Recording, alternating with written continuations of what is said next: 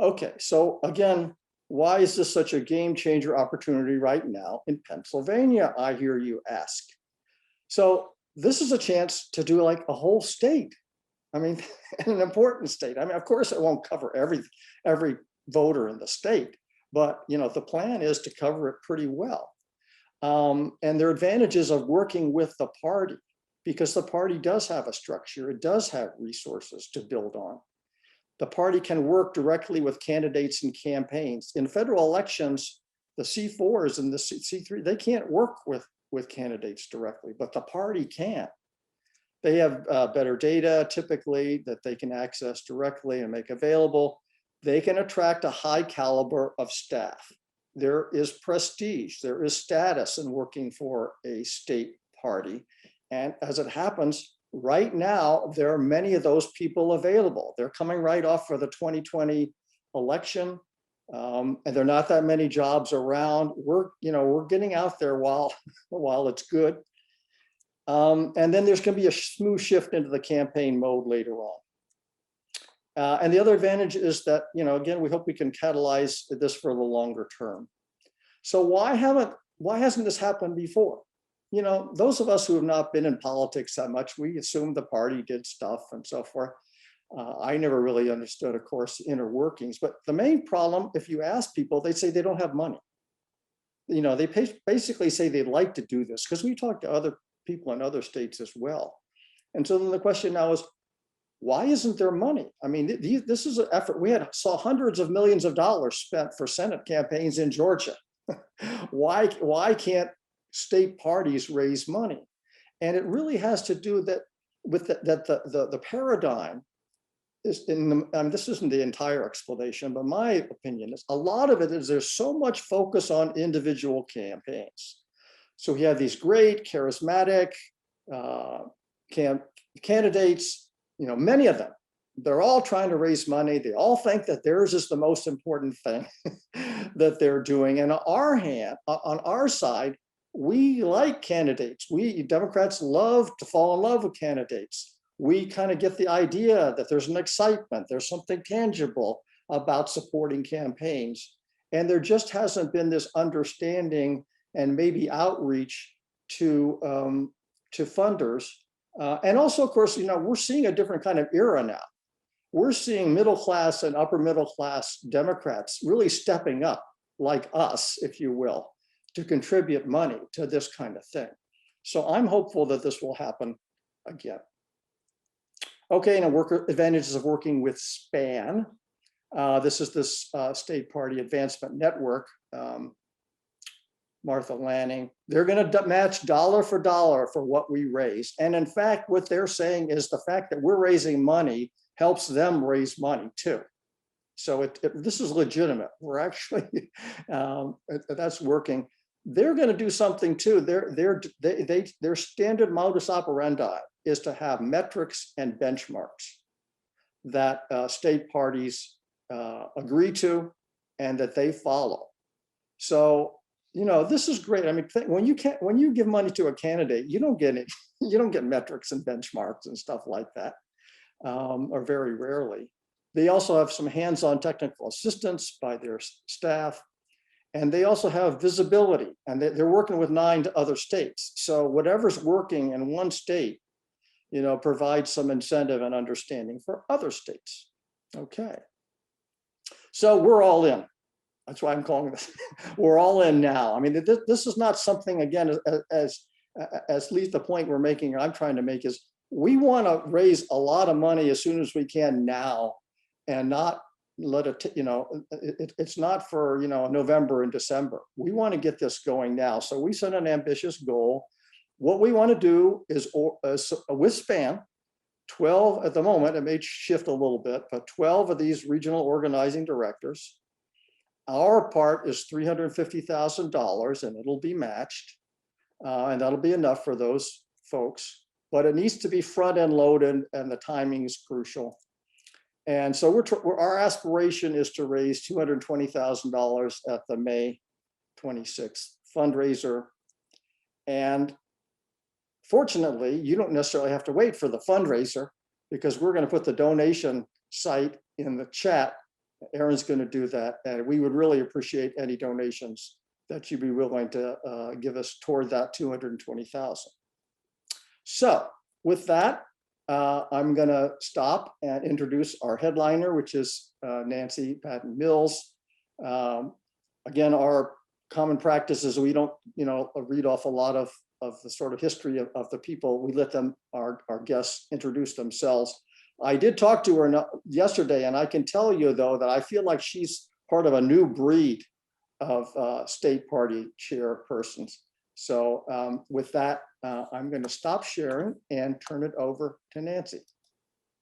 Thank you. Thank you very much, Jim. And yes, we did speak yesterday. I told you that I would tell your guests a little bit about myself, but the surprise that I promised you is to point out this flag behind me, which is a 48-star flag.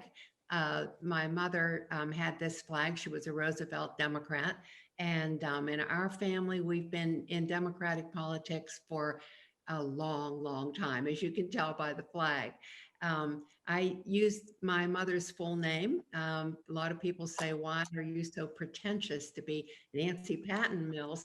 And I used my mother's name, and she was Nancy Patton. So we have been dedicated to public service within my family for a long time, and always with the Democratic Party. I was so inspired with what Lisa said also in her opening remarks.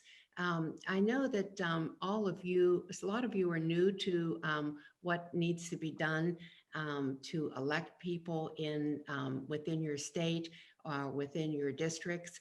And as a leader in the Democratic Party, I started by being the chair of Allegheny County. And Jim has told me that he was here in Allegheny County campaigning for Connor Lamb and Pam Iovino. And as the chair of Allegheny County, I'd like to just go back to 2016 for 1 minute. And we don't like to go there very often, but a little bit. In 2016, Allegheny County outperformed any other city, any other county in the Rust Belt for Hillary Clinton. We knew we had outperformed Barack Obama's numbers. So we knew that we had something going here that was important. We also knew that it was coming from grassroots. Our leaders in the party came to me and said, Nancy, we have to reach out to some of the indivisible groups, grassroots organizers, and find out how we can bring them into the party. So I was always, as Jim said, a new breed and an old. So I have a little bit of both going for me, Jim. But we adapted to what was happening in Democratic politics in Allegheny County. And if you remember, the first of the blue wave was Connor Lamb. And Connor Lamb ran in a red district right here in Western Pennsylvania. And as far as we knew, he didn't have a chance of winning it. There were 3 very, very red counties along with a portion of Allegheny County. So we brought in groups from all over the state that made phone calls for Connor Lamb. He was the right candidate for the district. That was the most important thing that we had. He was the most authentic candidate I'd ever seen running for a seat. So what he said to me in my office the first day I met him is exactly what you would hear from Connor today. And to me, that's very important in a candidate. So I became the state party chair. The governor asked me to take on those duties as the state party chair in 2018. And you remember that was the year that we had some redistricting here in Pennsylvania. And how important was that? We had only 5 Democrat congressional people out of 18. And after redistricting and a level playing field and volunteers all over the state, we knew that we could equal the Republicans. So we are 9-9 now. Now we are going to lose a seat. We don't know which one it's going to be. We're planning for the worst and planning to, and if it's going to be not 9-9, but 9-8, we're planning on it being 9 Democrats and 8 Republicans. And I think we can do that. We look at that South Central seat, how important that is, that Perry seat. I understand Eugene DePasquale is looking at coming back in. Strongest candidate, I think that we can win that seat. So I did want to share a little bit about my background with you, so you know that I'm not new to this game, but I am adaptable to the new Democratic Party. And I think when you look at Pennsylvania and see what happened here with Donald Trump, it was going to be a challenge, no matter who was the chair. But we knew with our staff and with our volunteers that if we had the right people in all 67 counties, we could bring those numbers up and beat Donald Trump. Now, how did we know that? We had a governor's race, we had a US Senate race, and we ran a Pennsylvania uh, election. We did not run a national election to elect our governor and our US Senator. So Governor Wolf and Senator Casey won by landslides. They brought up numbers in some of these counties that were so red that they don't have any Democrats elected, but they brought the numbers up. And whenever I would be on television speaking to the press with the Republican leadership, they were talking about the caravans and the wall. And I said, you know what? We're not going to talk about the caravan. We're not talking about the wall. We're going to talk about education, healthcare, and jobs. So it worked. Governor Wolf and Senator Casey won by landslides. They were tremendous candidates for and spokespeople for the state of Pennsylvania also. Such gentlemen, and their ethics were not of question. And some of the Republicans, I might say, were a little bit questionable. So that was really important for us. And at that time, we had a coordinated campaign. Now, after winning a big election like that with a coordinated campaign and voter protection all over the state, you would think that maybe we could sit back and rest a little bit. No, that's never happens in Pennsylvania, not under my watch. People say to me after every election, are you going to be able to rest now? Are you going to be able to relax a little bit, Nancy? This is an off year. We only have a few judicial candidates. Not so.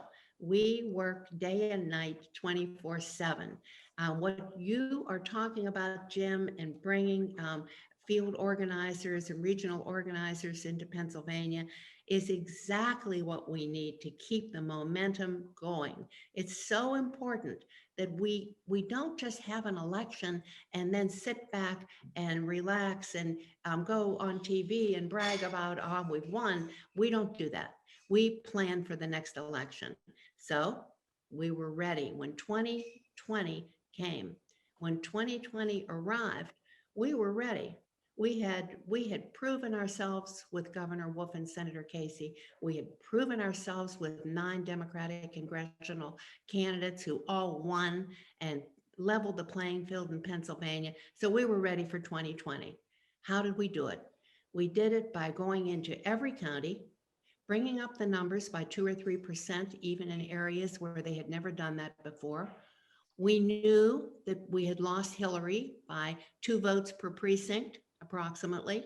So I would go into a county that didn't have any Democrats elected and said, can you get me 2 more people in your precinct to vote this next election? If you can do that, in Clinton County, then we can win everywhere. So we did not focus just on Pittsburgh and Philadelphia. That's not in my playbook. We competed everywhere. And I think that when Joe Biden won, everybody thought, well, I talked to Tom Perez and everybody, and they'd point to me and they'd say, it's up to you, Nancy. No, not up to Nancy. It's up to everyone in Pennsylvania to make this happen. Now, as a chair, I have probably empowered more people than any other chair has. All of our regional directors and our staff members are perfect for their region and perfect for what their directions are supposed to be. And they feel confident as they go into a neighborhood that they can make a decision. They aren't waiting for me to micromanage every little corner of the state. We have people that understand Pennsylvania. We have just hired, for the first time, a rural director. Now you would wonder, with 67 counties, and most of them are rural, why there was never a rural director in Pennsylvania. We've had a rural caucus, but they have no power. They're just a caucus. So what we've done is we've hired a director who was born and raised in rural Pennsylvania, who can relate to rural Pennsylvania and come back to us, and he can tell us what we need to do. We aren't going to be sitting in Pittsburgh or Philadelphia telling him what needs to be done. This is important. We also have a Latino director. And if you remember, after Maria, we had 240 some thousand Puerto Ricans come to southeastern Pennsylvania. So we knew that we had that outreach and how important that was to get out the vote. So I know, I think Jim or Lisa mentioned the AAPI. We've been working very, very closely with the AAPI group, trying to get a caucus here in the state. 4% of our vote is in the AAPI community. And we just recently had a special election in Scranton, and the Indian community was instrumental in making sure we won that, and also securing our nominee that eventually did win. So I'm really excited to be here with you today. As Jim was talking and Lisa was talking, and I could see all of your faces, I thought of 1,000 things that I could tell you. I wanted to make sure that my mind was just racing to jump in and say, that's exactly right, Lisa, that's what we need to do. Or Jim, that's what we're trying to do. We're very excited here. We were extremely happy to have Joe Biden coming from Scranton, Pennsylvania. That helped our 67 county strategy. And we're just thrilled to have the President of the United States, a native Pennsylvanian. I think that this carries over now. Everything that Joe Biden is doing plays right into our playbook. There isn't any question about it. He is bringing health care to Pennsylvania. He is bringing jobs to Pennsylvania. He is working with labor unions and empowering people all over the state. And people, it's starting to get that feel, that feeling that things are right now, that they were wrong before. We knew they were wrong, but now I think people are seeing how wrong it was and how good it is now. We work very closely with the Democratic National Committee. The Democratic National Committee is invested in Pennsylvania with voter protection and communications director. And how important is that? We had a communications director, a coordinated campaign with the DNC, with the Biden campaign, and through Zoom, we did 48 press conferences.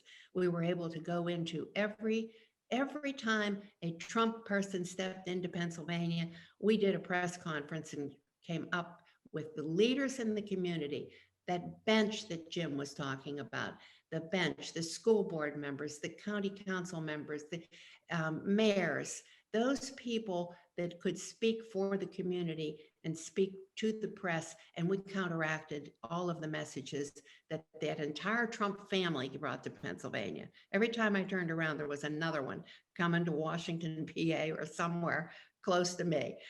One time I was on a Zoom and I heard his helicopter go over, and I thought, ooh, I can't believe this. So Trump landed at the Greater Pittsburgh Airport, and his helicopter went over my house in a Zoom. And that motivates me even more. So I'm certainly available to talk to you more specifically and any questions that you might have. And also on this call today is Jason Henry, our executive director, and he's been in contact with Jim and maybe some of you, and he'll be here to answer specific details of data that we've collected or other hires that we're making. So I'll stop there and turn it back to Jim or Lisa to see if there are questions. Thank you so much. That was really wonderful. Just such good information, very inspiring. Just love the fact that you're getting 2 votes out of every little district. That's wonderful. I'm going to turn it over to Aaron to curate the questions. He's been tracking questions in the chat. Great. Thanks, Lisa. Thank you, Nancy, for your visit. And we have a couple of questions that have come up in the chat. One question is, actually, it's a two-parter. I'll give you one part at a time. About the Wisconsin Neighbor to Neighbor project and how the Pennsylvania project relates to that. So the first one is the Wisconsin Democratic Party raised millions of dollars in high-profile fundraisers in 2020, like having the cast of the movie Princess Bride reading their script. Can the Pennsylvania Dems do something similar to bring in big dollars to finance long-term support? Well, yes, and I would say that anything coming out of Wisconsin probably had some trickle down from Martha at some point when she was the chair. And I know that she's a great organizer, and I know that this will work in Pennsylvania. I know that Wisconsin, I think they raised around $6.5 million or something with the Princess Bride and some of the other events that they had. We were very fortunate that Rob Reiner did do Spinal Tap with Pennsylvania right before the election in October and raised $600,000 for Pennsylvania. And that was a tremendous help. That was money that when that came in the door, that money that you don't expect to have was put to good use. And we're extremely qualified to be open to all suggestions on how to raise money. We're very creative. We like to do things that are new. I'm one of those older people that loves change. So whenever they came to me with Spinal Tap, I said, oh, I love this. So I did a little opening for Spinal Tap. I had to memorize a lot of lines from that movie. And if some of you haven't seen that movie, I close by saying, and Pennsylvania's going to take it to 11. So for those of you who know Spinal Tap, you know how crazy I was that night. But I hope that answers your question. Great, yes. I'm going to have to watch Spinal Tap again. Next question from the same person, from Ellie. I thought I heard the Wisconsin State Democratic Party director say they really try to hire local people as their organizers. Will that be a factor in hiring the regional directors in PA? I think you talked a little bit about working with people on the ground, but are you, is that a factor when you hire your regional directors? Now, we've always tried to hire people that are familiar with the area. I mentioned that whenever I was speaking earlier about the rural caucus chair. And that was very competitive. We had 3 or 4 people that were so qualified for that position. But what we did is we looked at the one person that was born and raised in rural Pennsylvania, not someone who was new to it. And it was extremely important to us that we have people that are familiar with the players. When you come into a county, if you don't know that one person that's been in politics for 50 years, if you don't know that one person to call, like when the president's coming into town, and to make that call and say, we have Angie Gillaretto here in Allegheny County, and we'll call Angie and just say, Angie, we want you to know, the president's coming to Pittsburgh. I don't know if you'll be able to see him, but we just wanted you to know. So we want people who can relate to those strong individuals within each region that make it happen. Great. Okay, another question just came in. In 2020, there was a lot of money going into the elections from big money donors who wrote big checks. It seems like that they should see Pennsylvania as critical. Are these big donors donating, waiting, or just closing their checkbooks? Maybe Jason, we'll see if Jason has a thought on that. I'm going to let Jason talk about that. Where are you, Jason? About our donors. Yeah, no, I apologize. I'm actually in a car. I'm actually trying to house hunt in Pittsburgh. So to that question, right now, a lot of our donors, quite honestly, had some fatigue from last year, and they're also being hit up again because, as Jim mentioned earlier, all of our courts are up for grabs this fall. We have really competitive judicial elections, and then there's a whole other thing that the chairwoman and I could go on about the significance of what we did in 2015.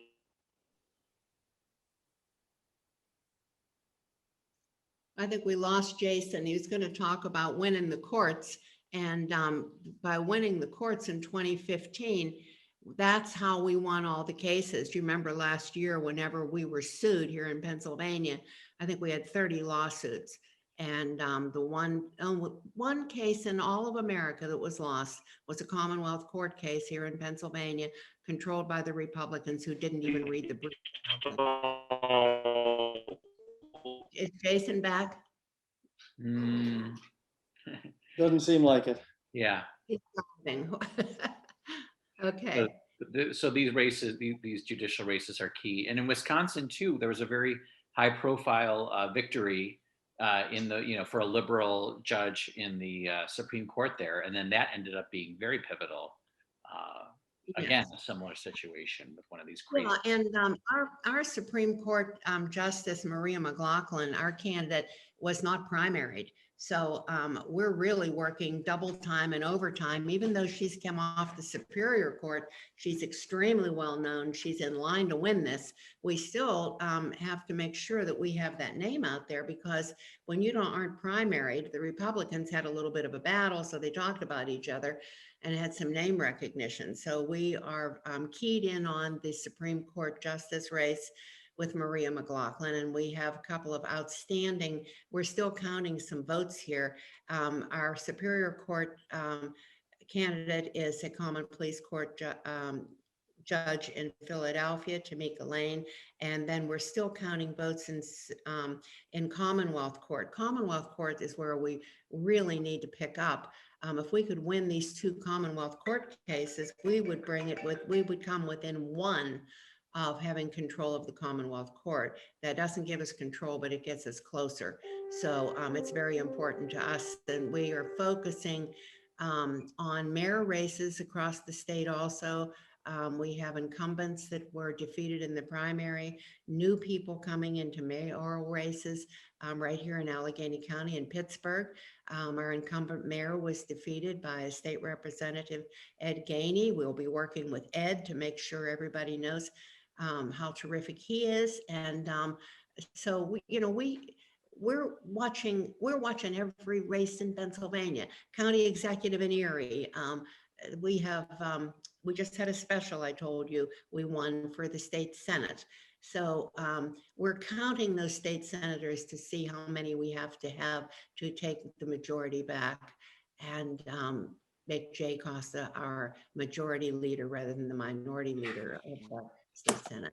Nancy, since we did lose Jason, I'm wondering if you could just finish off his thought about how the big donors are doing and what you anticipate from them.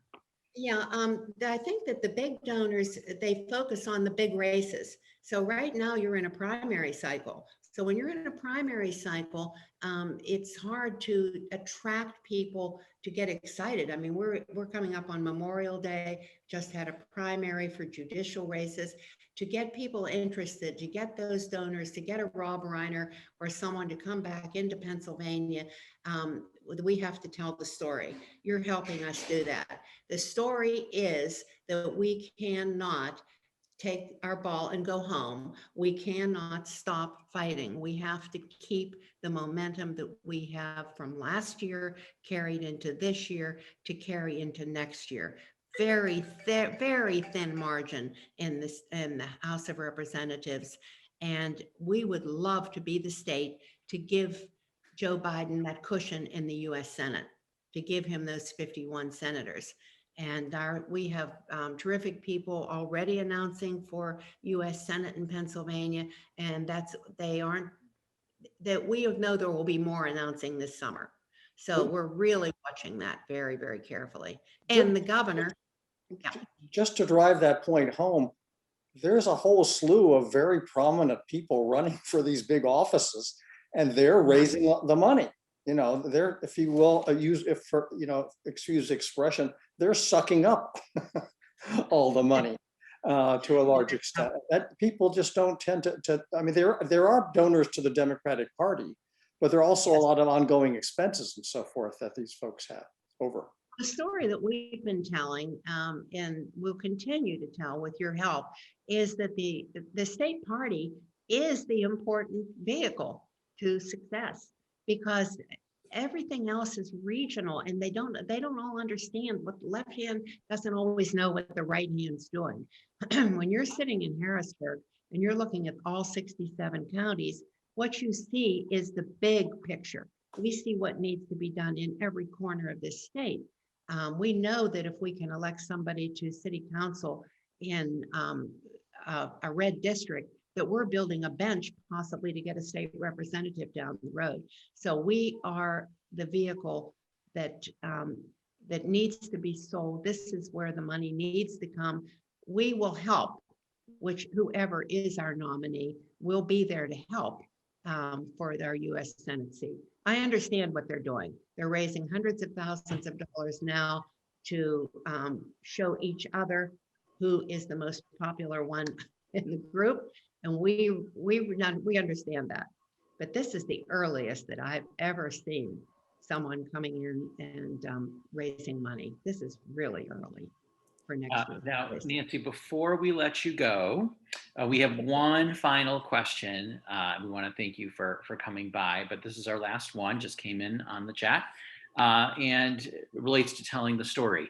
Grassroots groups, says this person, are about issues, not simply electing Democrats. How do you keep these grassroots community groups engaged year round, year after year? Well, first of all, we reach out to them and we ask them if they will help. We understand that there are independents that don't support us 100% of the time. We're looking at percentages. For instance, with Connor Lamb, there were so many people from all over the state, from other states, that made phone calls for him. So we reach out to those grassroots groups that are interested in helping Pennsylvania. And we've been very, very successful. A lot of people within indivisible groups ran for state committee 4 years ago. So I think that's going to happen this time too. I think you're going to see more progressive people running for state committee offices. And of course that builds the party in a little different way. But I like the party the way it is now compared to the way it was when my mother was on the state committee and my father, because it was all top down then. They were under Governor Davy Lawrence, and whatever Davy said, that's what everybody did. So now it's not what Nancy says, it's what we say. So the we paradigm is alive and well here in Pennsylvania.